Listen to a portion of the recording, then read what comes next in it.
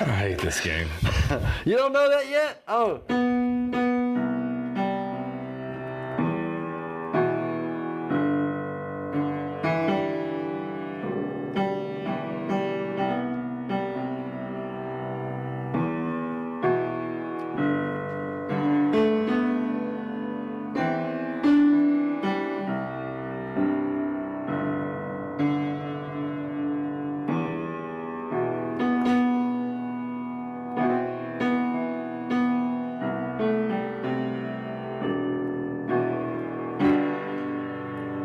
Ears just don't work that way, man. That's Wonderwall by Oasis. Oh, I'm glad I didn't get that one. You can't hear it?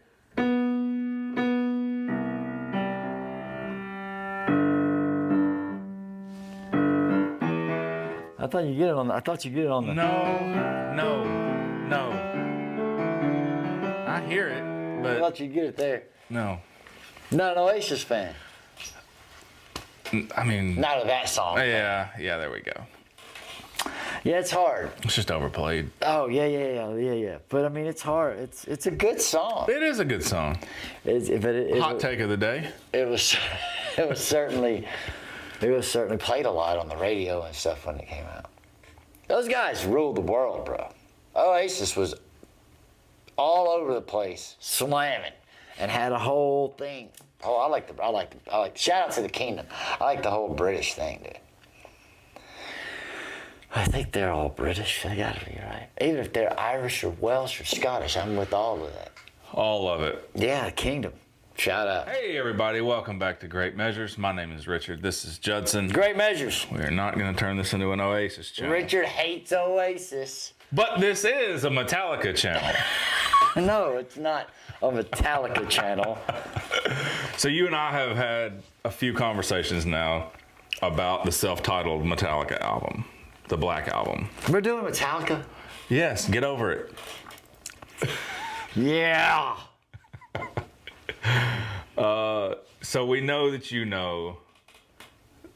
did a cover of Nothing Else Matters on here. Probably so. Months and months ago. Coming up on a year ago was our first video. The Unforgiven. We talked about Wherever I May Roam. You know that one. And we also talked about Sad But True, but we don't know if you know that one or not. All those songs, because I haven't heard them in so long, they're all the same song to me. Okay, so we need to reintroduce you to a couple of those. All that stuff is the same to me. It's hard, like so. When Enter Sandman, obviously everybody knows. Everybody knows Enter Sandman. But I mean, I get that, but like I can hear Sad But True, and then I think it's probably like. That's pretty accurate. Is it? Yeah. So. Yeah, so because I'm not so well versed in it, and that's the first real Metallica I listened to, because it was just more on the radio. Sure, yeah. And in the 90s, it was my introduction to Metallica as well. Yeah, in the 90s, that was a groovy time to be into music. Yeah, with all the stuff on the radio that was Green Day, Nirvana, Metallica, Pearl Jam, all that stuff. Sure. So. On the channel so far, on our channel, we have done the instrumentals from the first 4 albums. We did Anesthesia, Pulling Teeth from Kill 'Em All. Mm-hmm. We did The Call of Cthulhu from Ride the Lightning. Mm-hmm. Orion from Master of Puppets. Mm-hmm. And To Live Is to Die from And Justice for All. Yes. So this is not an instrumental, but it was written by Jason Newsted, intended to be, because the first 4 albums each had an instrumental. He was hoping this would be the instrumental for this album. There ended up not being an instrumental. They took it and kind of wrote a song around it. Is there an instrumental on this album? No. Bunch of fascists. So the song is called My Friend of Misery. Okay. It's one of my favorites on the album. I mean, obviously there's the hits, but I mean, the whole album just... It was all hits, right? Yeah, it was... All the songs were pretty popular. Even the ones at the end, there's, Struggle Within, and The God That Failed is another really good one. I know you don't know those. How many tracks are on the album? 12. Well, then you pretty much named them all. I did. What does it start out with? What's the lead? The what's album? The first track, yeah. Enter Sandman. Oh. All right, let's do this. My Okay. Friend of Misery. My Friend of Misery? Of Misery. My Friend My of Misery. Friend of Misery. Let's do it. All right, then. Metallica, My Friend of Misery. Ready to roll? Yeah, man. Yeah, roll on, bro. Roll on.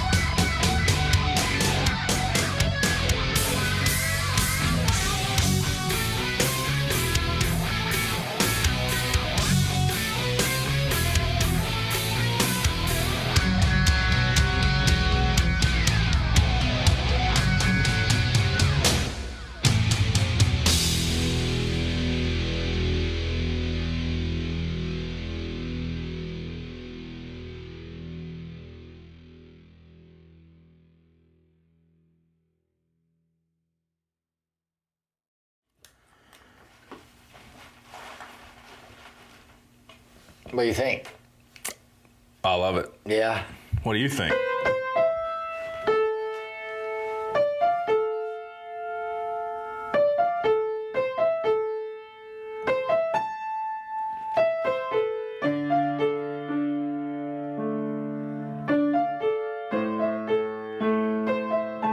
Right? Mm-hmm. And then...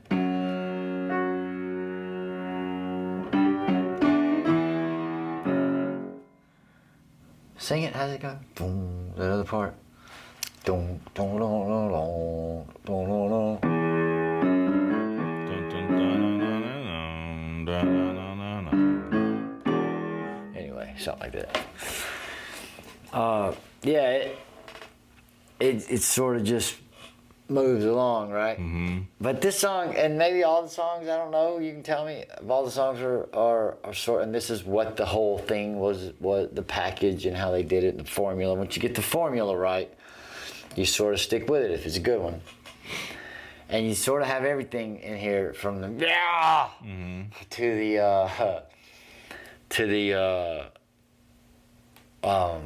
slower stuff, to the wah pedal soloing, to the whole in the breaks while the guitar riff is going, the right, Yeah.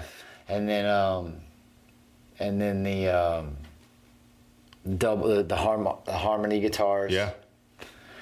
and what else? There was something else I was thinking about. The swells. Well, no.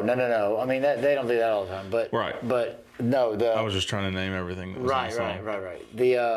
The clean guitar, when the clean guitar comes in there for a second, it's just picking. It sounds like it's picking, and then they go back into it. Yeah. Because it sounds. I do know that they did that on this album, where they would have more of the clean sound come in at certain parts, which I really dig. Yeah. Because of the contrast. Yeah. You know.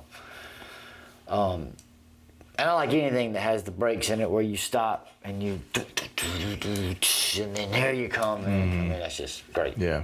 It's just why rock and roll is called rock and roll, I think. But or just the guitar thing, and then boom, da da, and then boom, here we go. I really could have done without the double time beat there at the end. At the end, okay. I could have. Okay. Just keep it. Just keep it. I can see that. You know what I mean?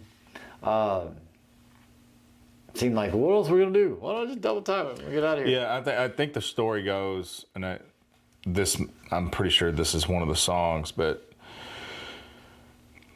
they were pretty much during the recording, mixing, mastering of this album. They were up against a deadline, and the last 3 or 4 songs were kind of just thrown together, get them on there, and let's get them out. Even though they're great songs, in my opinion. Is this one of them songs? Yeah. They just kind of had to rush things at the end of their studio time or whatever. It's a thing. Yeah. It costs money.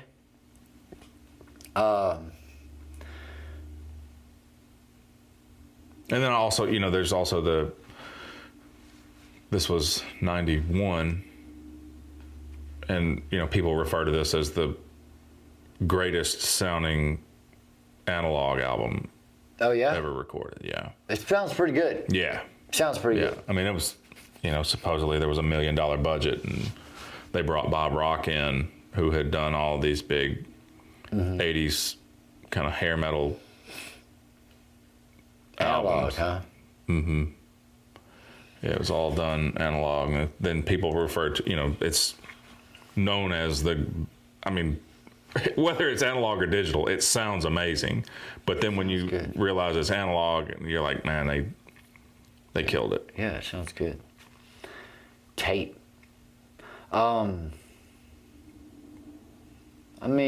It's just singing about, I don't want to get too deep on you on the lyrics or anything.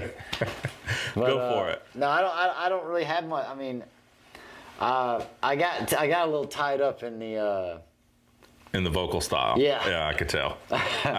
It just cracks me up because my brother's not the biggest I don't know if he's not the biggest Metallica fan, but he's probably like me in the sense he hadn't heard a lot of the older stuff, and maybe he has. I don't know, but I don't think so. I think once we started to identify certain things about music in order to be creative within it, he noticed that. Yeah, absolutely. And I think it drives him crazy. The inflections of. I think it drives him crazy. But I see why. I mean, that guy's got a very and it's aging well. Yeah. Just him doing, and what I mean is he as him being older, he's still got this really cool sound. Yeah, I think he just turned 63, maybe. I mean, it would be cool to sit there and listen to him play stuff acoustic. Really, to me, there's got to be a time when he does that. Yeah, well, I can show you some stuff. Yeah. Yeah. That'd be cool. Yeah, I can definitely show you some stuff. They do a. I'm not going to try to tell you what it is. Something about hands. It's like a charity thing that they do, and he does a lot of acoustic stuff. Something about hands, huh? It's like helping hands or feeding hands. I don't know. It's something to do with hands. Isn't that the logo for? Yeah, I don't know. Something with hands. But he does it's a fundraiser concert. Or they do it, but he does some acoustic. I think there's some videos of him doing some acoustic stuff. He should write some country songs. Yeah, he could definitely do that. You know? Yeah. He was just in a movie, playing the sheriff in a movie. Yeah, he plays a lot of law enforcement and some stuff. That's kind of what he gets pegged as in the acting world. Yeah.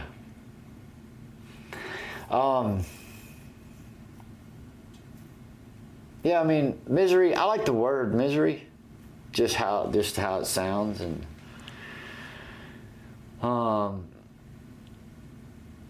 there's a song called "Miss Misery" by Elliott Smith that I really like.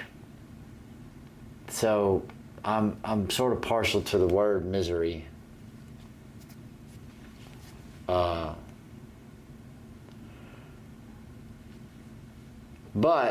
I don't really go so deep with it. Yeah, it's pretty cut and dry. Misery is a pretty simple thing to understand. It's just another take on the whole Misery Loves Company. I mean, it's Yeah, and I mean him saying really maybe even not another take, just that take. That take, yeah. Well, I mean, what is he saying? Misery, the you carry the weight of the world. You insist that the weight of the world should be on your shoulders. You insist that the weight of the world should be on your shoulders. It's that you know people, I know people, everybody knows people. They're not happy unless they have something to complain about. Sure. Something to be miserable about. Mm-hmm. Yeah. And I mean, yeah, you know, I don't go too far with it. I mean, I think I do like the line that they say the empty can rattles the most. I just think that that's reflective of the emptiness that somebody has that insists on being miserable. Yeah, that is a good line.